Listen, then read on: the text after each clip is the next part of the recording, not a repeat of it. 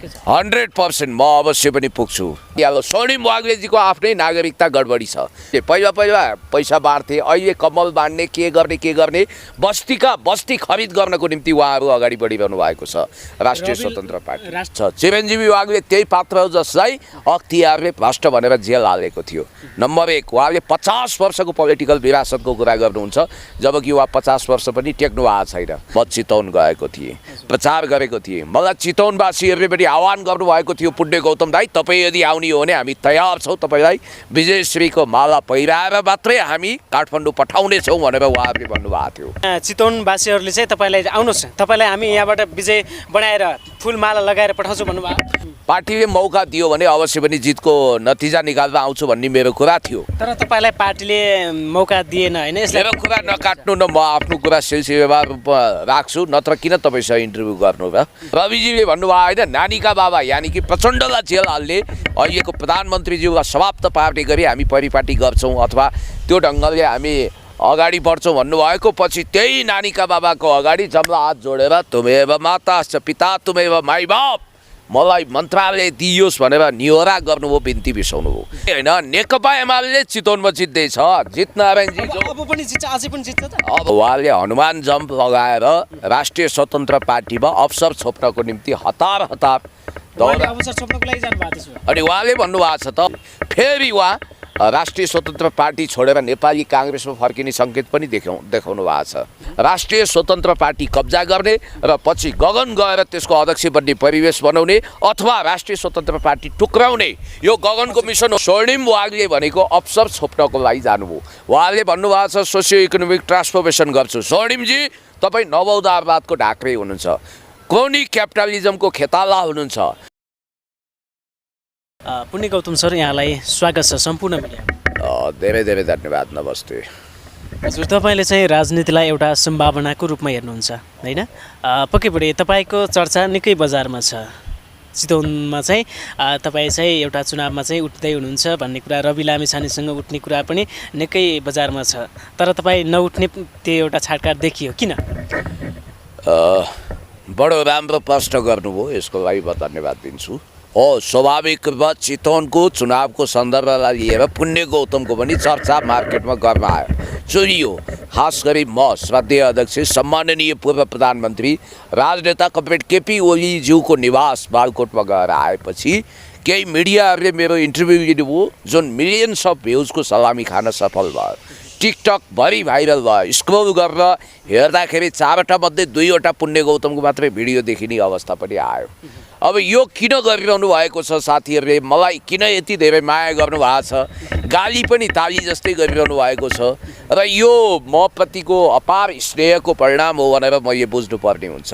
अब जहाँसम्म मेरो कुरा हो, योभन्दा अगाडि कृष्णभक्त पोखरेलज्यू चितवनमा उठ्दाखेरि उहाँको स्टार क्याम्पेनरको रूपमा म चितवन गएको थिएँ, प्रचार गरेको थिएँ। मलाई चितवनवासीहरूले पनि आह्वान गर्नुभएको थियो, पुण्य गौतम दाई तपाईँ यदि आउने हो भने हामी तयार छौँ, तपाईँलाई विजयश्रीको माला पहिराएर मात्रै हामी काठमाडौँ पठाउनेछौँ भनेर उहाँहरूले भन्नुभएको थियो।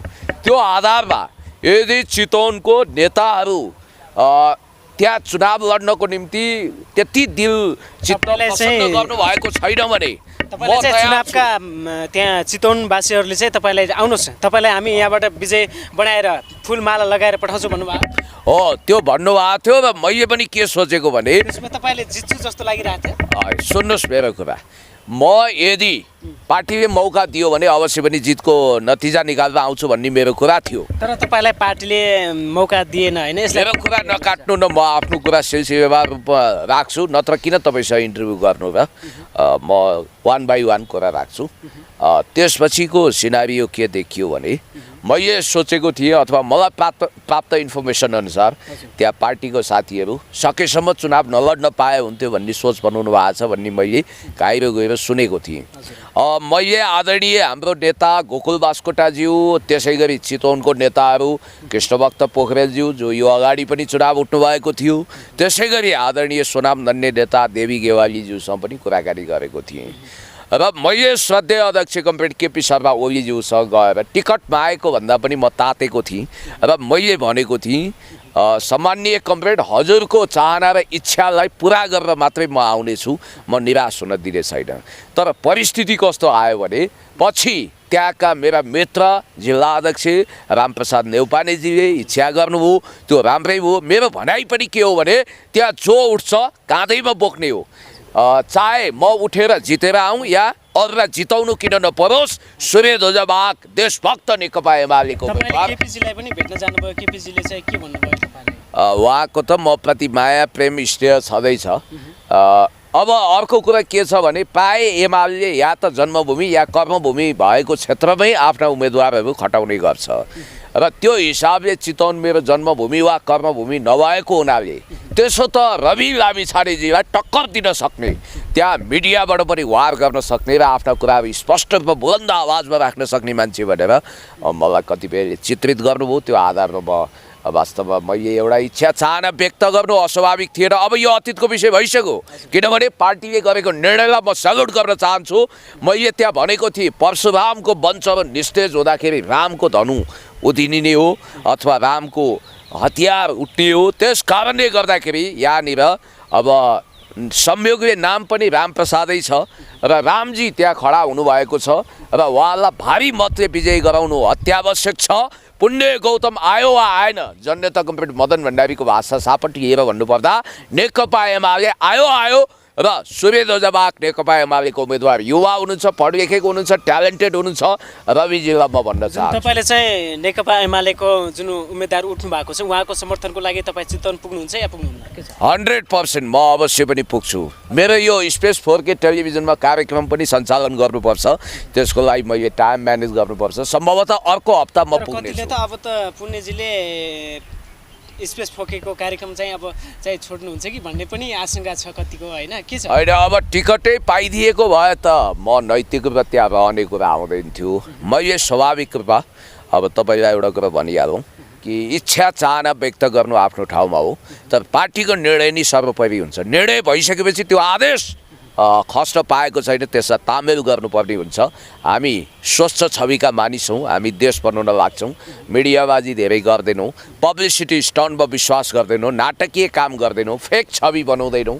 जस्तो कि तपाईँलाई भनिहालौँ, रविजीले भन्नुभयो होइन, नानीका बाबा यानि कि प्रचण्डलाई जेल हाल्ने अहिलेको प्रधानमन्त्रीज्यूलाई समाप्त पार्ने गरी हामी परिपाटी गर्छौँ अथवा त्यो ढङ्गले हामी अगाडि बढ्छौँ भन्नुभएको पछि त्यही नानीका बाबाको अगाडि जम्ला हात जोडेर तुमेव माता पिता तुमेव माई बाप मलाई मन्त्रालय दिइयोस् भनेर निहोरा गर्नुभयो, बिन्ती बिसाउनुभयो। यो सुन्दा रविजीका फ्यानहरूलाई दिक्क लाग्ला, नमिठो सुनिएला, तर यथार्थ त यही हो। अनि उहाँले प्रतिपक्षी बेन्चमा बस्ने गरी म्यान्डेट पाउनु भएको थियो। अहिले तपाईँले देख्नुभयो नि, सहरी विकास मन्त्रालय वा भौतिक पूर्वाधार मन्त्रालय पनि पत्याएन, जबकि राष्ट्रिय पार्टी हुन नसकेको माधव कुमार नेपालको पार्टीलाई पत्यायो। त्यसैले मैले भन्न खोजेको कुरा के भने हदै दर्जामा अपमानित भएर उहाँहरू बसिरहनु परेको छ। हजुर, यदि तपाईँलाई पार्टीले ल ठिक छ पुण्यजी लड्नुपर्छ भनेर त पठाएको भए चाहिँ तपाईँले जित्नुहुन्थ्यो होला, के छ? होइन, मैले जित्ने आत्मविश्वास लिएको थिएँ। म मात्रै होइन, नेकपा एमाले चितवनमा जित्दैछ। जितनारायणजी अब पनि जित्छ, अझै पनि जित्छ त? अवश्य पनि। जितनारायणजी जसको नाम जितनारायण भए पनि उहाँको नियति हार्ने हो। मैले तपाईँलाई भनिहालेँ, निकटतम प्रतिद्वन्द्वीको रूपमा उपविजेताको रूपमा रविजी हुने कि अथवा जितनारायणजी हुने उहाँहरूको कुरा हो। रामप्रसादजीले अवश्य पनि उहाँ जतिको योग्य असल इमान्दार देशभक्त चितवनको बाटोले जन्माएको पढ लेखेको रविजीले तय गरेको मापदण्ड पनि उहाँले मिट गर्नुहुन्छ। रविजीले भन्नुभएको के थियो भने कुनै पनि मान्छे पार्लियामेन्टेरियन हुनको लागि, सांसद हुनको लागि, संसद सदस्य हुनको लागि कमसेकम स्नातक यानि कि ब्याचलर हुनुपर्छ। अब रविजी आफै +2 गर्नुभएको छैन, उहाँ कुन नैतिकताको आधारमा भन्नुभएको छ? अहिले अर्को उहाँले एउटा नारा स्लोगान स्थापित गर्नुभयो, नो नट अगेन। रविजीको हकमा पनि लागु होला नि त, उहाँलाई पनि फेरि नट अगेन भनेको होला जनताले। अनि अर्को कुरो, उहाँको नागरिकताको विषयमा पनि कतिपयले प्रश्न उठाइरहेका छन्। अब अमेरिकी स्वतन्त्र पार्टीको कपी एन्ड पेस्ट जस्तो त्यो पार्टी बन्यो भनेर पनि भनिरहेका छन्। किनभने तपाईँलाई थाहा छ, अब स्वर्णिम वाग्लेजीको कुरा गरौँ, अरू कुरा नगरौँ है एकछिनको लागि। जुन स्वर्णिम वाग्लेको कुरा निकाले हाल्नुभयो। स्वर्णिम वाग्ले चाहिँ जुन काङ्ग्रेसबाट चाहिँ उतातिर फुत्त जानुभयो र उहाँलाई चाहिँ यता काङ्ग्रेसतिर ल्याउनलाई पनि धेरै दौडधुप गरियो भन्ने हल्ला पनि छ। के हो त्यो खास तपाईँले के अनुमान पाउनु भएको छ? यस्तो हो, अब उहाँले हनुमान जम्प लगाएर राष्ट्रिय स्वतन्त्र पार्टीमा अवसर छोप्नको निम्ति हतार अवसर छोप्नको लागि जानु भएको छ। अनि उहाँले भन्नुभएको छ त अवसर प्राप्त गर्नको निम्ति मलाई हतार हो, मैले कोर्न सकिनँ भनेर झन्डै यही आशयको स्ट्याटस त लेख्नु भएको छ। र भोलि अब घाटको पानी खाएर एकछिन धरे त राख्नुहोस्, प्रश्न सोधिसकेपछि फेरि उहाँ राष्ट्रिय स्वतन्त्र पार्टी छोडेर नेपाली काङ्ग्रेसमा फर्किने सङ्केत पनि देखाउनु भएको छ। मैले तपाईँलाई भनौँ जस्तो रविजीको निर्वाचन क्षेत्रमा अहिले, किनभने उहाँहरू अमेरिकन पावर सेन्टरसँग अनन्य रूपमा जोडिएको हुनाले त्यहाँ रहस्यमय देशी विदेशी शक्तिहरूले पैसाको खोलो बगाएका छन्। बस्तीका बस्तीमा हिप्नोटाइज गर्ने र पैसा खर्च गरेर मतदाता खरिद गर्ने एउटा नयाँ अभियान पनि त्यहाँ अनौठो किसिमले पहिला पैसा बाँड्थे, अहिले कमल बाँड्ने के गर्ने बस्तीका बस्ती खरिद गर्नको निम्ति उहाँहरू अगाडि बढिरहनु भएको छ। राष्ट्रिय स्वतन्त्र पार्टी चाहिँ योभन्दा पहिला चाहिँ पैसा बाँड्ने त्यो एउटा चलखेल चलिरहेको थियो, तर अहिले चाहिँ कमल यताउता हेनतेन कुराहरू चाहिँ बाँड्ने क्रम भइरहेको छ। अप्रत्यक्ष रूपमा मतदाताहरूलाई प्रभाव पार्ने जस्तो स्वर्णिम वाग्लेजीको कुरा गर्दा उहाँको बारेमा मलाई यति मात्रै भन्नु छ। स्वर्णिम वाग्ले चाहिँ त्यसो भए राष्ट्रिय स्वतन्त्र पार्टीमा भाइरल हुनको लागि र केही आफ्नो पद पाइन्छ कि भन्ने आशले गएको, यदि त्यहाँ पनि पाएनन् भने त्यहाँबाट फर्किन्छन्, काङ्ग्रेसमा जान्छन्। एकछिन शान्त भएर धैर्य भएर मेरो कुरा सुन्नुहोस्। पहिला स्वर्णिम वाग्लेजी को हो यो बुझ्नु पर्यो, त्यसपछि अरू कुरामा जानुपर्छ। स्वर्णिम वाग्लेजीको जिन रगत भनेको चिरञ्जीवी वाग्लेको खुनबाट बनेको छ। उहाँको अङ्कल हुनुहुन्छ चिरञ्जीवी वाग्ले, त्यही पात्र हो जसलाई अख्तियारले भ्रष्ट भनेर जेल हालेको थियो। नम्बर 1, उहाँले 50 वर्षको पोलिटिकल विरासतको कुरा गर्नुहुन्छ, जबकि उहाँ 50 वर्ष पनि टेक्नु भएको छैन। अब त्यो भन्नुको कारण चिरञ्जीवी वाग्लेको विरासत पनि ममा छ भनेको हो। अब यसबाट बुझ्नुहोस् उहाँको अपर्चुनिजम कस्तो छ, अवसरवादिता कस्तो छ भन्ने। दोस्रो, काङ्ग्रेसभित्र अच्युत वाग्ले, डाक्टर विशम्बर प्याकुरेल जस्ता अत्यन्तै क्षमता भएका व्यक्तिहरू चुपचाप बसिरहनु भएको छ। एकाध अवसर बाहेक केही पनि पाउनु भएको छैन। उद्भट अर्थशास्त्री विद्वानहरू त्यहाँ हुनुहुन्छ, तर दोहोऱ्याएर उहाँलाई पटक अवसर दिएको थियो। प्लानिङ कमिसनको भाइस चेयरम्यान भने नटे जोक, राष्ट्रिय योजना आयोगको उपाध्यक्ष भनेको मन्त्री सो सरह हुन्छ, त्यो पद पनि उहाँले प्राप्त गर्नु हो। घाँटीमा टाई लगाउनुहुन्छ, जेल लगाउनुहुन्छ, चिल्लो हुनुहुन्छ, युरोप अमेरिका बस्नुभयो, उत्कृष्ट विश्वविद्यालय पढ्नुभयो। विश्वविद्यालयमा पढ्दै भयो त्यो मान्छे ज्ञानी हुन्छ भन्ने जरुरी छैन। ज्ञान र शिक्षा फरक कुरा हो, बौद्धिकता र विद्वत्व फरक कुरा हो। अलिकति तपाईँलाई सुन्दा उस्तै लाग्यो होला। विद्वत्व भनेको तपाईँको आफ्नो अन्तर्प्रज्ञाबाट निश्रित हुने कुरा हो। बौद्धिकता भनेको के हो भने युनिभर्सिटीको डिग्रीले तय गर्ने कुरा हो। त्यस कारणले गर्दाखेरि उहाँसँग डिग्री होला, सबै होला, तर उहाँसँग राजनीतिक धैर्यता, उहाँ जुन पार्टीमा स्ट्रगल गरेर बस्नु पर्थ्यो त्यो पार्टीमा अटाउनु भएन। हुन त कतिपयले यसमा गगन थापाको नयाँ च्याखे दाउ वा कन्स्पिरेसी थ्योरी पनि भनेका छन्। राष्ट्रिय स्वतन्त्र पार्टी कब्जा गर्ने र पछि गगन गएर त्यसको अध्यक्ष बन्ने परिवेश बनाउने अथवा राष्ट्रिय स्वतन्त्र पार्टी टुक्राउने यो गगनको मिसन हो भनेर पनि भनेका छन्। अब समयक्रमले त्यो पुष्टि गर्नेछ। अर्को कुरो मैले तपाईँलाई भनिहालेँ, स्वर्णिम वाग्लेजीको आफ्नै नागरिकता गडबडी छ। उहाँको नागरिकता अमेरिकी हो कि नेपाली हो? उहाँले अमेरिका बस्दा रविजीको जस्तै नागरिकतामा गडबडी गर्नुभएको छ। स्वर्णिम वाग्लेलाई पनि नागरिकताको विषयमा चाहिँ के चाहिँ लाग्न सक्छ, सम्भावना चाहिँ त्यो छानबिन गर्नुपर्छ। प्रश्न उठिसकेपछि यो विषयमा, किनभने उहाँ लामो समय अमेरिका बस्नुभयो। त्यति मात्रै होइन, दुर्गा प्रसाईजीको अभियन्ता हुनुहुन्छ नि उपाध्यक्ष रमा सिंह, उहाँ लामो समय टेलिभिजनमा काम गर्नुभयो। उहाँ पनि अमेरिकी नागरिकताधारी हो कि भनेर बेनिफिट अफ डाउट उब्जिएको छ। मैले तपाईँलाई यति कुरा भनौँ कि यो देशमा विभिन्न विदेशी शक्ति केन्द्रले पेन्ट्रेसन गरेका भ्याटिकने इमेजका मान्छेहरू एक ठाउँमा उभिने परिवेश भयो। यिनीहरू बहुत चिप्लो कुरा गर्छन्, यिनीहरूलाई विशेष तालिम दिएको छ। जनतालाई कसरी जादुमय बोलीद्वारा मोहित बनाउने, सम्मोहित बनाउने, हिप्नोटिजम गर्ने, कसरी जनमत एकदम एकोर्याएर आफ्नो ढोक्सामा पार्ने भन्ने कुरामा यिनीहरूलाई महारत छ।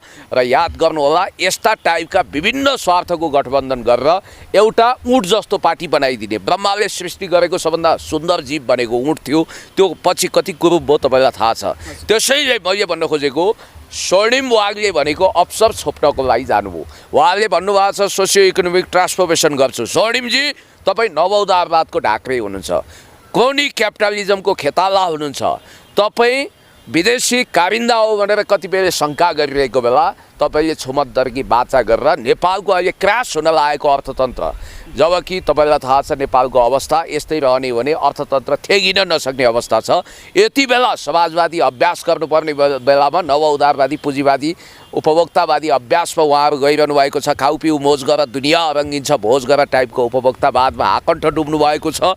र रमेश खरेलजीकै कुरा गरौँ, उहाँ सुशासन पार्टीको नेता हुनुहुन्थ्यो हो। उहाँले चाहिँ आफ्नै पार्टी पनि बनाउनु भएको थियो, उहाँ चाहिँ ऊ पनि हुनुहुन्थ्यो होइन। तर उहाँ पनि 81 राष्ट्रिय स्वतन्त्र पार्टीमा गइरहँदा चाहिँ एउटा त्यो एउटा जिज्ञासा छ। अब तर म 81 स्वर्णिम वाग्ले रमेश खरेल उता पुग्दै गर्दा चाहिँ रवि लामिछानेले पनि छाती ठोकेर भनिसक्नु भएको छ देशकै ठुलो पार्टी बन्छ भनेर। के बन्ला? तपाईँको आशयलाई म प्रश्न गर्छु। तपाईँले भन्न खोजेको यो नाटकीय घटनाको पछाडिको सूत्रधार को हो भन्न खोज्नु भएको होला।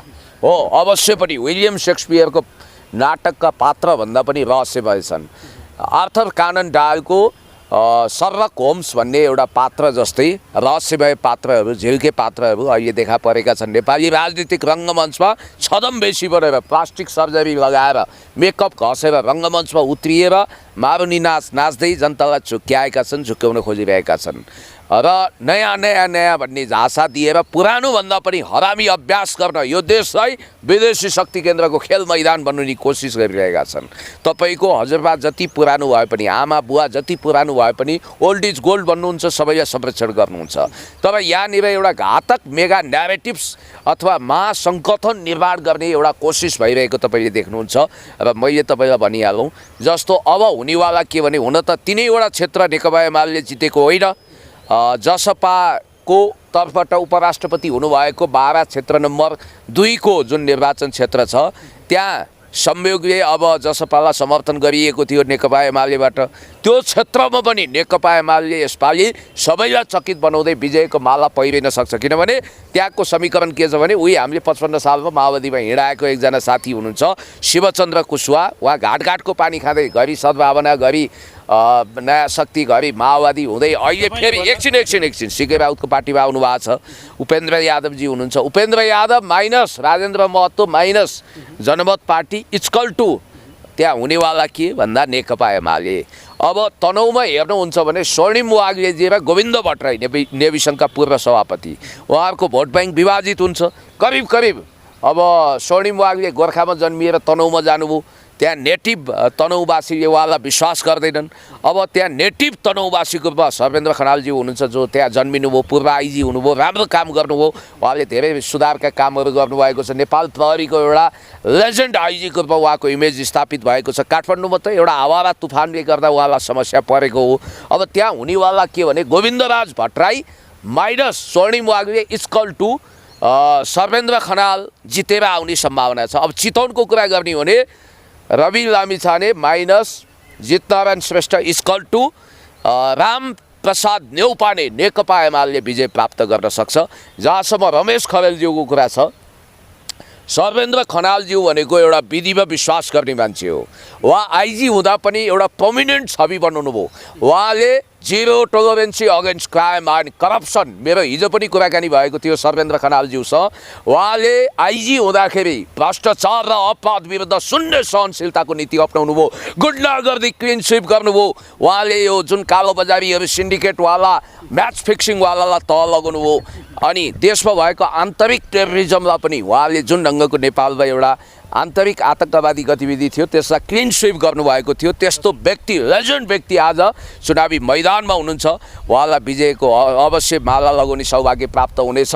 र स्वर्णिम वाग्लेजी उहाँ अब पित्तल बन्ने सम्भावना देखिएको छ। र मैले तपाईँलाई के भनौँ भने, यो देशमा विभिन्न खालको सेलिब्रिटी छवि लिएर जनता झुक्याउने दिन अब गए। अब हेर्दै गर्नुहोला, यो तिनैवटा क्षेत्र फेरि रामचन्द्र पौडेलले जितेको क्षेत्रमा पनि नेकपा एकछिन रामचन्द्र पौडेलले जितेको क्षेत्रमा पनि नेकपा एमाले जितेको होइन, त्यहाँ हारेको। चितवन पनि नेकपा एमालेको मुठीबाट फुत्किएको हो। यता बाह्रमा पनि हाम्रो समर्थनकै उम्मेदवारले जितेको, तर नेकपा एमाले नजितेको अवस्था थियो। अब यो तिनै क्षेत्र नेकपा एमाले, देशभक्त नेकपा एमाले, कालापानी लिम्पियाधुरा यो देशको महान नक्सामा आबद्ध गर्न सक्ने नेकपा एमाले त्यहाँ पनि जित्छ। चितवन भनेको हेर्नुहोस्, रविजी भनेको कुनै भगवान होइन एउटा छवि बनाइसकेका छन् उनले चाहिँ हो। उनलाई जिताउनको लागि यहाँका सारा ठुला मिडियाहरू, सिन्डिकेटधारीहरू, विदेशी तागत सबै एक ठाउँमा उभिन्छन्, हामीलाई थाहा छ। तर पनि जनता रूपी जनार्दन भगवानले यसपटक रवि लामिछानेजीबाट वाक्क दिक्क भएर, किनभने अब दासानुदास हनुमान जस्तो एकछिन उहाँलाई मत दिएको माओवादी सरकारको अपोजिसनमा बसोस् भनेर हो। उहाँ त माओवादीहरूलाई समर्थन गरिरहनु भएको छ, त्यसकारण उहाँ प्रचण्डको एउटा भातखौरे जस्तो देखिनु भएको हुनाले उहाँलाई यसपटक चितवनको जनताले सबक सिकाएर पठाउनेछन्। यही हो ल। त्यसो भए चाहिँ त्यहाँबाट चाहिँ पराजित हुन्छन् भन्नु खोज्नु भएको। चितवनमा रवि लामिछानेजीको दिन दुगुना रात चौगुनाको दरले प्रभाव खस्किएको छ। तैपनि उहाँले इमोसनल ब्ल्याकमेलिङ गर्ने काम छोड्नुहुन्न होइन। उहाँले नेपाली जनताको लागि त्यस्तो उस्तो गतिलो काम के नै गर्नुभएको छ र? उहाँले जुन आशाका नवकिरणहरू देखाउने कोसिस गर्नुभएको थियो त्यसमाथि उहाँ आफैले घात गर्नुभयो। मेरो व्यक्तिगत रवि लामिछानेप्रति केही पनि त्यस्तो विद्वेष वा कुण्ठा छैन, तर उहाँले देश र जनताको लागि चाहिँ हिजो हामी 3 भाइ भनेर चाहिँ एउटा सामाजिक सञ्जालमा स्ट्याटस पनि निकै भाइरल पनि भइरहेको छ। यसलाई चाहिँ गृहमन्त्री, अर्थमन्त्री, प्रधानमन्त्री चाहिँ अब चाहिँ हाम्रै पोल्टोमा पर्छ भन्ने पनि कतिको आशंका र स्वयं रवि लामिछानेजीले पनि भोलिका दिनमा हुन सक्छ भनिसक्नु भएको छ। यसलाई चाहिँ कसरी देख्नु? अब मनचिन्ते झोली बोक्न पाइयो, अब एक हिसाबले आफ्नो खाडो जगाउन पाइयो र मनको लड्डु घिउसँग खान पनि पाइयो। त्योभन्दा ठुलो कुरो म खासै केही पनि देख्दिनँ। यही हो कुरा। मनको लड्डु घिउसँग यो एक प्रकारको युटोपिया हो, हाइपोथेटिकल कुरा हो र उहाँलाई त्यसरी सोच्ने अधिकार होला, तर परिस्थिति त्यस्तो छैन। धन्यवाद। परिस्थिति त्यस्तो छैन। त्यसो भए चाहिँ रवि लामिछाने चितवनबाट पराजित हुन्छन्। त्यहाँ उहाँ पराजित हुनुहुन्छ के हुनुहुन्छ त्यो बेग्लै कुरा हो। जितनारायणजी पनि हार नारायण हुनु होला। त्यहाँ नेकपा एमाले जसले राष्ट्रियताको लागि धेरै काम गरेको छ, श्रद्धेय अध्यक्ष कमरेड केपी शर्मा ओलीज्यूले नेतृत्व गरेको पार्टीले नि विजयश्रीको माला पहिरिन्छ। अन्तिममा छौँ, के भन्नुहुन्छ यतिखेर हेरिरहनु? म सबैलाई धन्यवाद दिन चाहन्छु। Thank you.